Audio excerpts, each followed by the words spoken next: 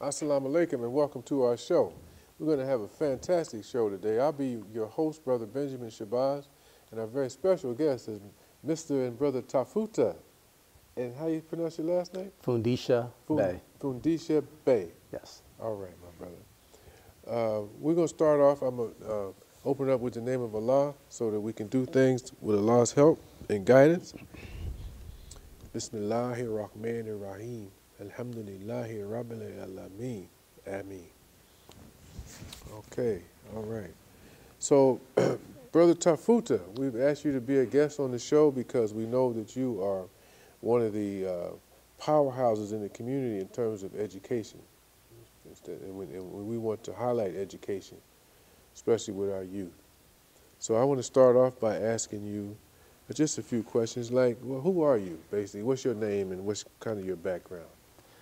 My name is Tafuta. Tafuta means to search. Fundisha means enlightenment. And Bey represents I'm a Moorish American. I am the sixth child out of 8. I grew up in Long Beach, California.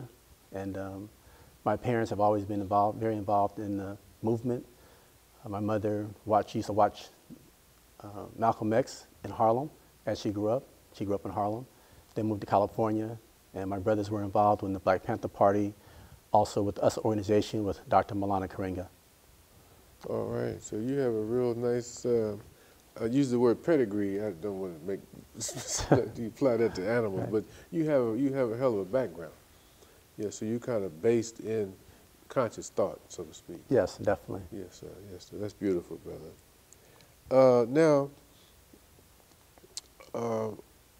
So we're talking about education. So from your perspective, what is the purpose of education? The main purpose of education is knowledge of self. Who am I? What is my purpose? What's my identity? Where am I going from here? So when you're getting education, it's like gaining knowledge, getting information, getting understanding of what I can do. What are my intrinsic talents and qualities that I can offer for myself, for my family, and my community? A lot of times here in America, they have often taught us to just think about ourselves. Go get an education, go get the home, go get the car, whatever else. That's very individualistic. And so when we begin to gain knowledge and information about ourselves, we understand our Afrocentric perspective, we recognize that that's not what we need. We have to think as a collective. We think about ourselves. Once you take care of yourself, right, you feel good about yourself, then you have the opportunity to take care of your family, your society, and also the world.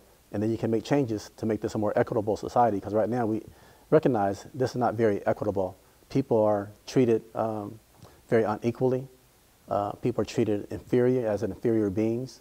And so we have to say, when you get knowledge and information that China was a great civilization, Africa was a great civilization, other places in the world have done great things, we can bring something to the table as an equal, because we never want to say that I have done nothing in America or done nothing in the world. So when you get knowledge and information, you say, I can offer something. I come as an equal, and we have all contributed great things to society. That's beautiful. That's beautiful, brother.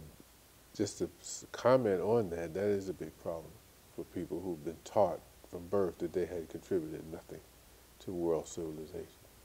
Yeah, so now you teach right now, right? Yes, I do. So where you teach at? I teach at Orchid K-8. It's a middle school. It's a K-8 school. And I teach middle school, 6th grade, 7th grade, 8th grade, social studies. So how's that going? That's going great, as a matter of fact, because it's an opportunity to show it, once again, a different perspective instead of the Eurocentric perspective. As right now we're talking about the indigenous people, how they were slaughtered. And so we show how they were slaughtered. Then we also talk about the Holocaust that people of African descent experienced coming over here from Africa. So we show the comparisons of those two people. Then we ask, well, who was the perpetrator of the indigenous people and also the Africans here in America? And we see that again and again. We see the European has perpetuated this white supremacy, this white privilege mindset that has put us into this situation.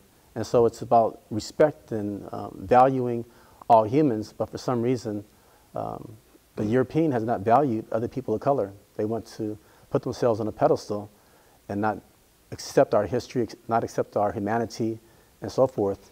Here in America, they treat us as 3/5 of a person. And in indigenous people, they continuously call them savage. Even right now with the North Dakota Access Pipeline, they're still breaking another treaty. There's been over 500 plus treaties that have been broken. So the Native Americans have said it, Africans have said it. It's sad to say, but the European still speaks with a forked tongue, you know, and so. So you know what's interesting about that? The predictions that the Native Americans made about the pipelines, that they was going to break at certain positions and affect the whole water flow, all of it have happened. The pipelines have broken. And the other thing is that, remember as a child, I never learned about those things that you're talking about. What I learned about was the Jewish Holocaust. I mean, that was it. They were the only people who suffered in the world, you know. Right, right. And so I had a natural affinity towards Jews because I said, well, they suffered like we did.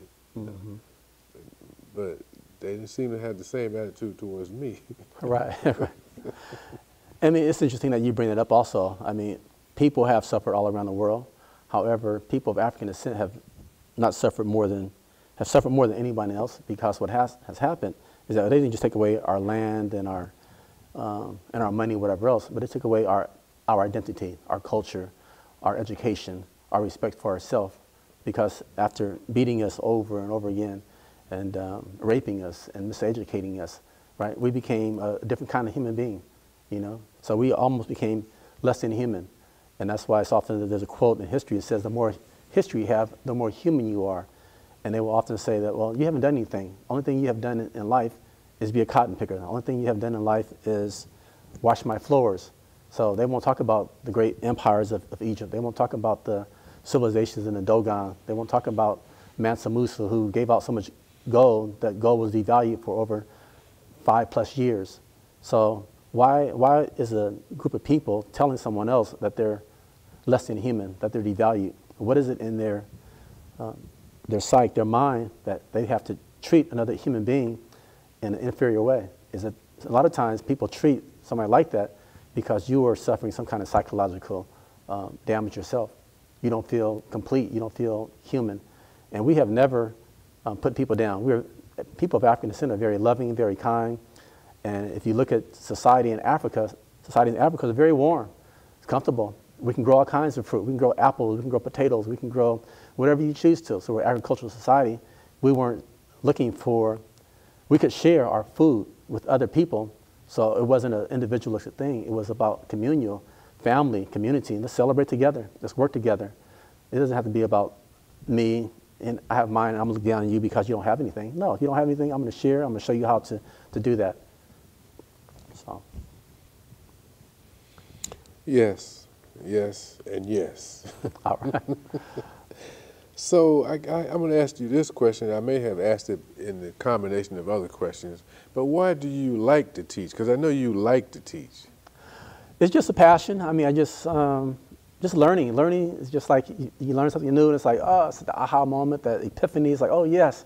It's just exciting. And then having that chance to share that with young people, and, you know, just, you know, when you're a new concept, you know, it's, oh, really? I really didn't know that. I really didn't understand how these people, you know, understood the stars, you know, 1,000 years before the Europeans found the telescope, you know. And so it's just an awareness and it's an excitement, and then you want to learn more and more.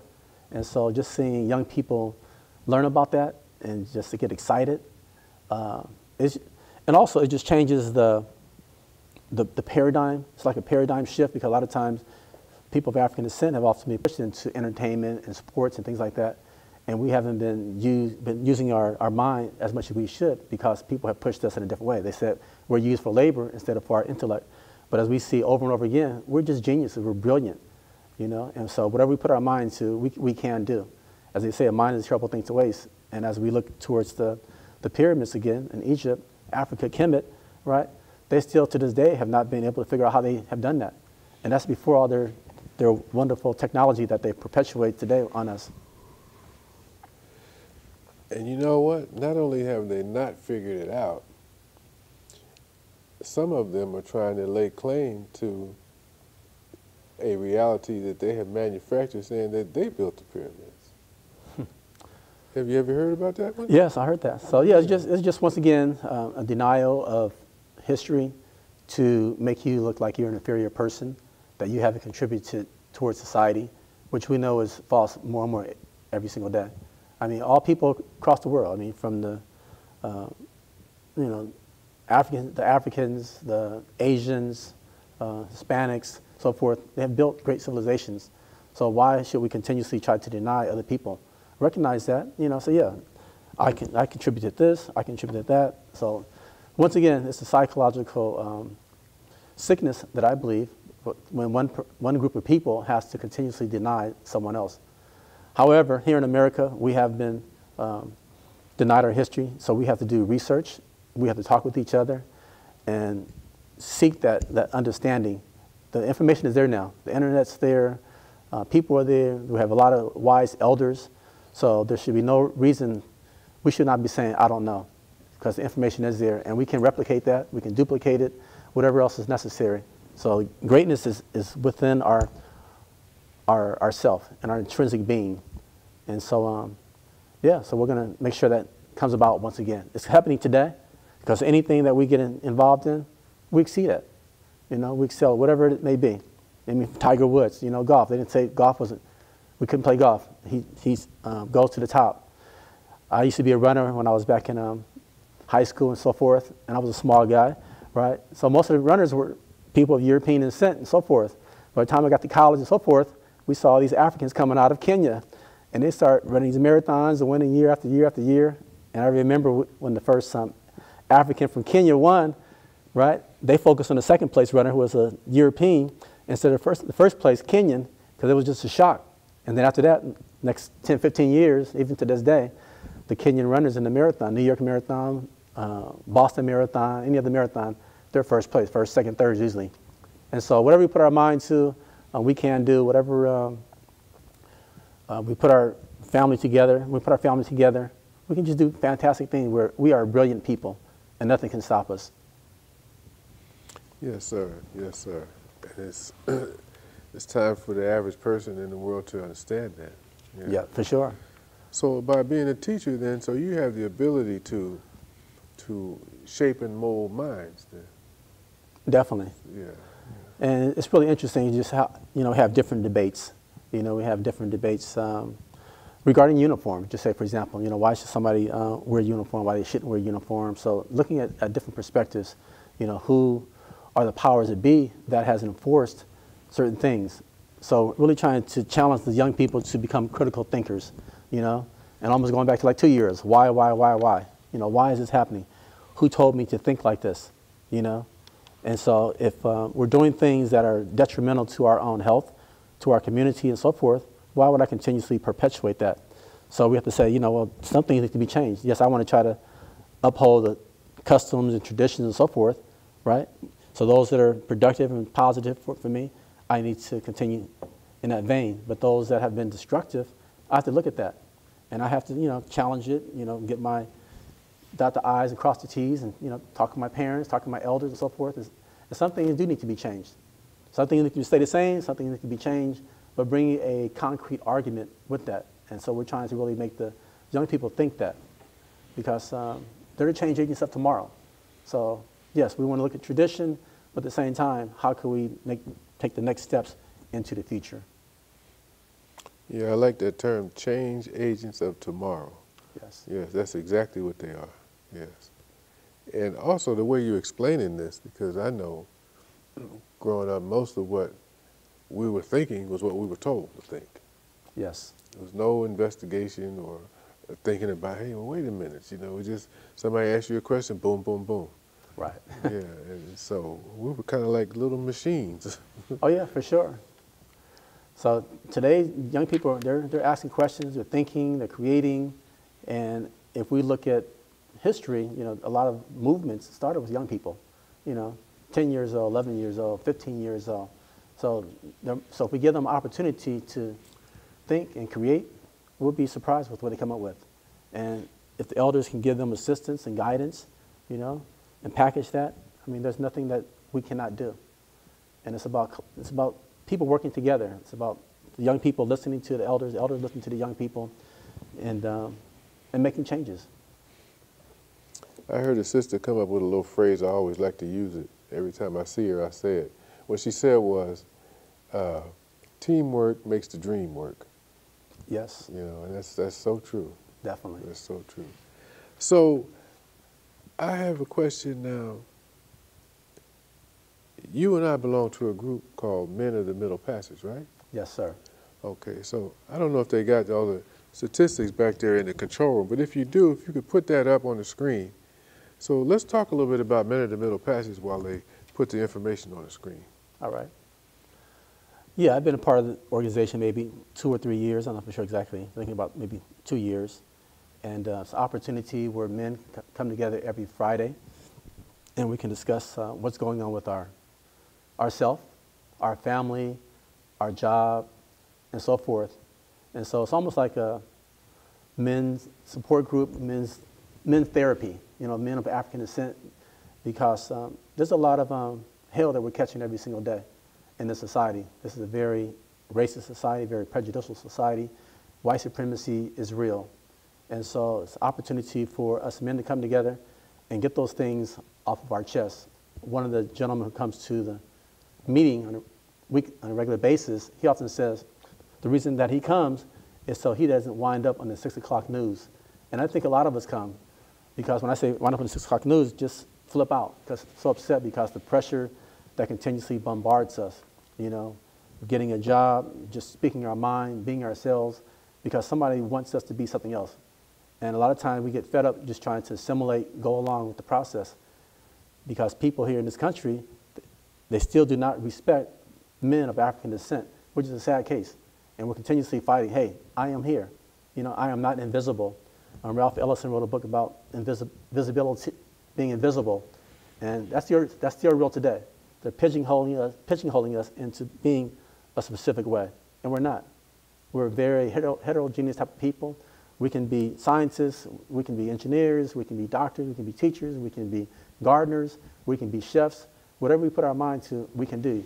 But people here in this country have continuously, over and over again, pigeonholed us and said, you can only do this and stay in your place. And even as we saw the NFL protest, when the players began to speak out, they said, no, that's not your place. Stay in your place. We use you for your body, not for your mind. And that's going on and on again. No, we have brilliant minds. We're going to use our whole self. We're going to use our mind, body, and soul. And so people need to recognize that here in America. We're stepping up, moving out, and doing great things. Moving on, that's right. Moving on. So can you put that logo? Yes, right there. And we're gonna go over that. So if you want to read it.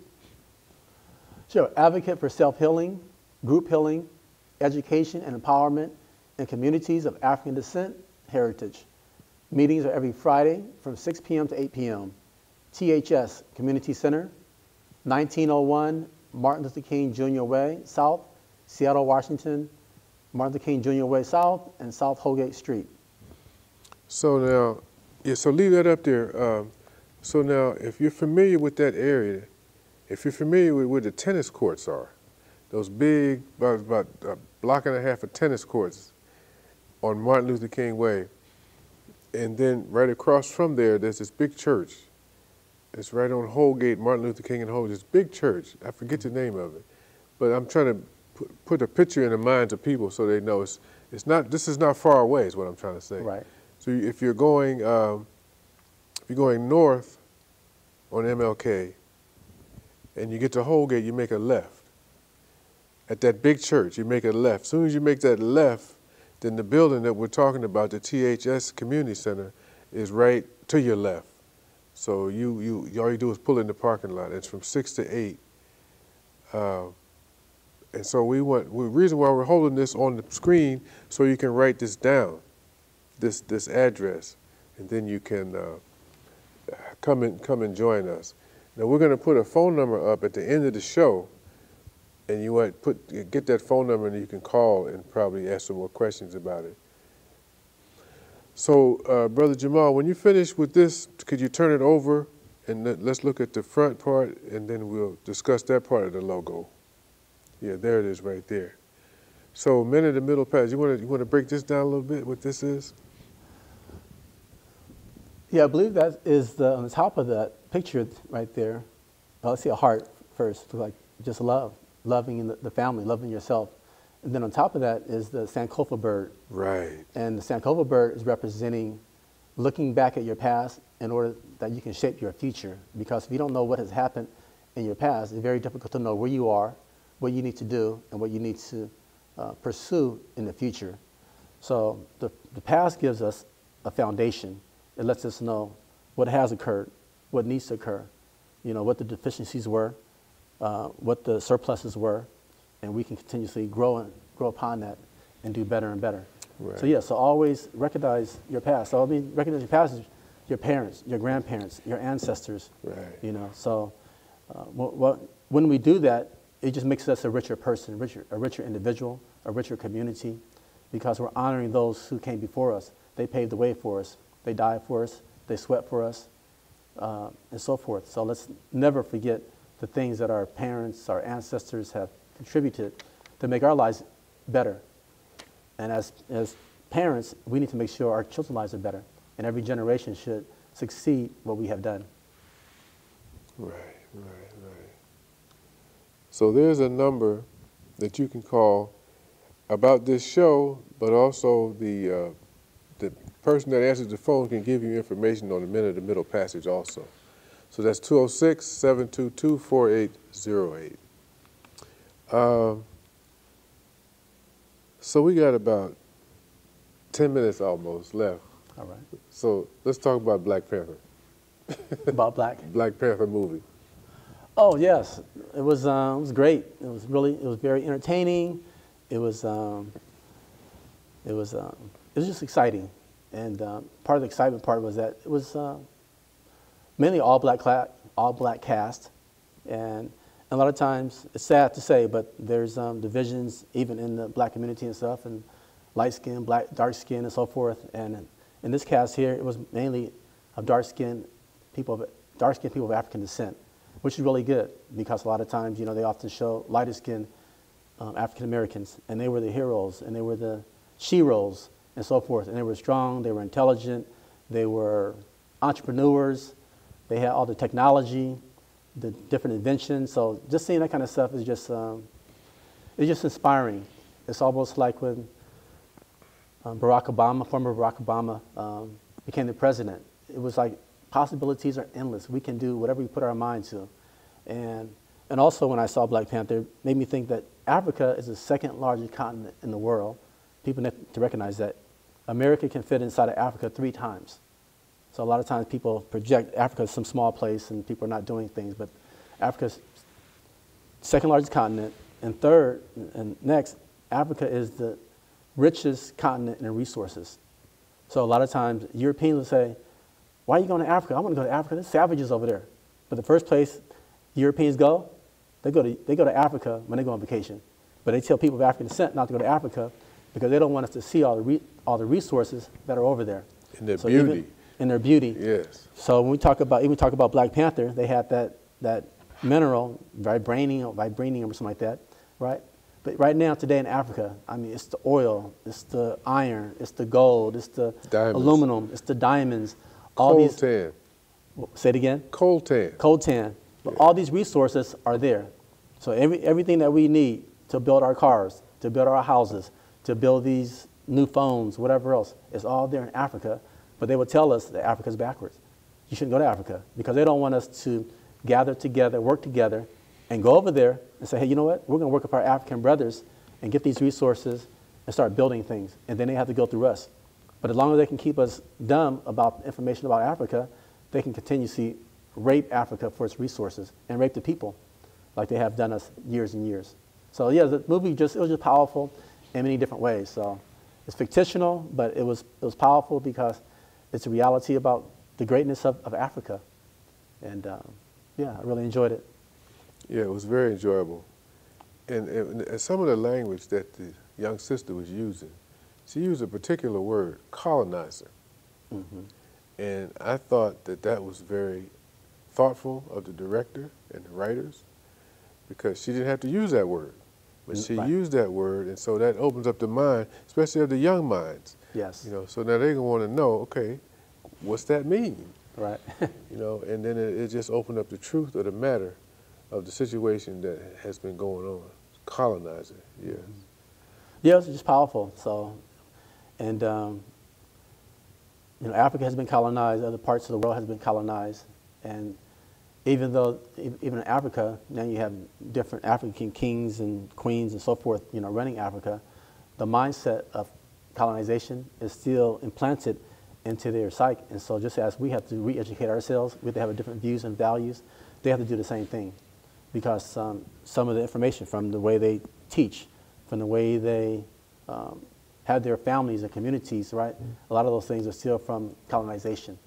So we have to reteach ourselves, redo things that's in our best interest. And right now, sometimes we're not doing things in our best interest. We're just doing things from what, you know, Harvard told us or some other European school told us, right? We have to go back to the Timbuktus. What did Yes. Timbuktu teach us? Yes. You know, what do these other universities teach us over in Africa? Yes. And get back to that. And so once again, it's about interconnecting the two. Yeah. So there's some good over here. There's some good over here, right? So how can we interconnect, intertwine that, and take the best, right, and leave the bad stuff alone. So we have a little over a minute, and I want to ask you, did you have any parting words that you'd like to leave us with? Well, the first law of nature is self-preservation, learning to take care of yourself, because once you take care of yourself, then you have the opportunity to help others. And so I'd just like to share with everybody, when you wake up in the morning, meditate, pray, say your affirmations, get yourself together, build up your armor. That way when you step out, when people coming at you, attacking you, right, you let the bullets bounce off, because you have a goal, you have determination, and nothing can stop you. On that note, brother, thank you for coming on our show. Thank and you, brother. assalamu alaikum. Wa alaikum salam. All right. All right. Yeah, that was beautiful, man. All right. It's outstanding, man. It's so late, man. I wish we could do 2 shows. Right.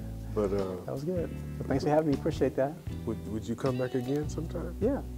Okay. And we can do 2 shows then. All So right. you have 3 in the bag then. All right. Okay. That'll work.